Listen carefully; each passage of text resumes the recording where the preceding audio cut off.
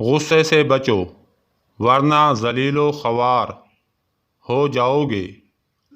اپنی جان پر اتنا بوجھ ڈالو جتنا بآسانی اٹھا سکو، وگرنہ ہمت ٹوٹ جائے گی اور منزل مقصود کھو بیٹھو گے۔ انسان کو منزل اس وقت ملتی ہے جب آدمی اپنے آپ کو منزل کی تلاش و طلب میں فنا نہ کر دے۔ جس نے اپنی بیوی سے نرم خوئی اختیار کی، گویا اس نے اللہ کی رضا پائی۔ کم گوئی اپنانے سے عورت کی حیا کا پردہ قائم رہتا ہے۔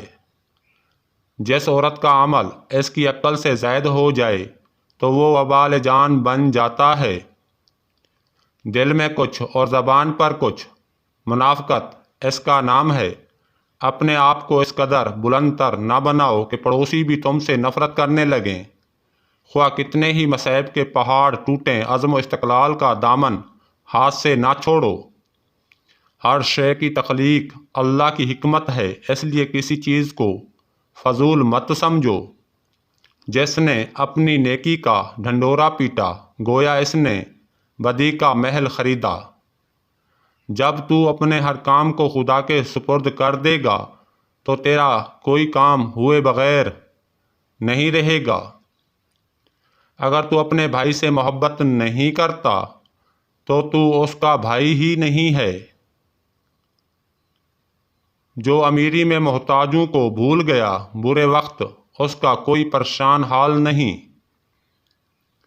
جو وقت تیرے ہاتھ میں ہے، اس میں یاد الہی سے کبھی غافل نہ ہو، کیونکہ وہ وقت کبھی لوٹ کر نہیں آئے گا۔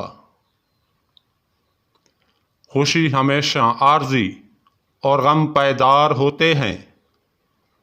جو شخص سوچ بچار سے کام نہ لے، اس پر دنیا ہنستی ہے اور اسے سوائے پچھتاوے کے کچھ حاصل نہیں ہوتا۔ جب دروازہ کھولا ہوا ہے تو اس طرح قید خانے میں کیوں پڑے ہو؟ ڈر کی سوچ اور کشمکش سے باہر نکلو اور خاموشی میں زندہ رہو۔ دیدار الہی چاہتے ہو تو اپنے اندر کی بدی سے قلب کو پاک کرو۔ ان 4 چیزوں کا لالچ نہ کرو: اپنے پڑوسی کی بیوی، غلام، لونڈی اور مال کا لالچ نہ کرو۔ جس نے جھوٹ، خیانت اور غیبت سے پرہیز کیا، اس نے نام کمایا۔